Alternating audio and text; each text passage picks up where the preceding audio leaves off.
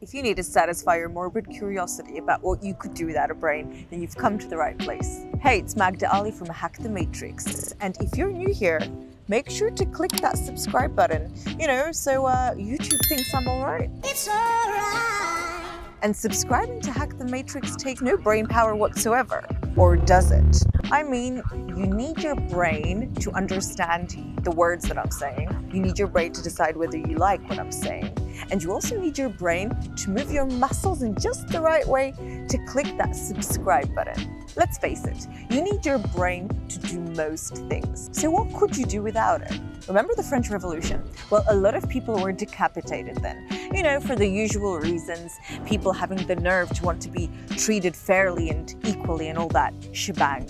Anyway, one of the unlucky ones to be decapitated was Charlotte Corday. After the rather sad affair was over, witnesses of the execution claimed that they saw the executioner pick up her severed head and smack its cheek. What happened next was blood-curdling. They saw Corday look at him with an expression of utter disgust and contempt, a severed head giving the executioner a hard time. And a more recent account of a decapitated head showing signs of life was in 1989, when an army veteran recalled seeing a friend decapitated in a car crash. He was absolutely shocked to see his friend's head, or rather face, showing signs of shock and grief as it kept glancing at its headless body. Oh dear. Does this mean that you can survive without a brain, or that your brain can survive without a body?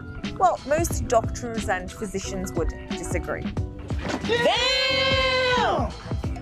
When your head is severed from your body, there is a massive drop in blood pressure. So the brain goes into a coma due to blood and oxygen loss. Even if it does take you a few more seconds to actually die, it looks like your brain shows continued electrical activity high enough to suggest consciousness for 4 seconds after being severed from the body. Now, that's creepy. So is that proof of life after death? Not really. These stories describe bodily reflex functions. So this is what happens when you lay your hand on a hot stove and immediately have the reflex to pull away. Some other reflexes are blinking when something flies towards your eyes, or shielding your face if a ball is thrown at you. Well, unless you're a basketball player, then I hope you've overcome that reflex for your team's sake. Even coughing and sneezing are reflexes. And your brain actually doesn't take part in these reflexes because they are controlled by your nervous system. So decapitated heads making faces all boils down to muscle reflexes and twitches. Consciousness is lacking. All right, but then how do we explain the shocking true story of Mike, the headless chicken? So listen to this. In 1945, farmer Lloyd Olson went out to grab a chicken for summer, the usual. He cut the chicken's head off, and it didn't die. Mike, the headless chicken, lived for another 18 months. He toured the country and surprised everybody that got a chance to see him. He was quite a catch. He could walk and perch and was fed by putting little drops of water or pieces of grain down his throat. Yes, lovely. Anyway, this means that his motor functions and digestive tract were still intact. Now, these aren't just reflexes. So what's the story here? And we'll get back to that in a second, but a similar, yet perhaps more startling story is that of the 44-year-old French civil servant who lived and worked for decades without a brain. Nada. So what happened was that one day the man went to see a doctor due to his legs giving him trouble.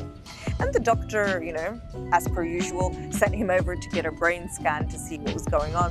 Though when the patient returned with the magnetic resonance image of his brain, the doctor couldn't believe his eyes. The man had no brain.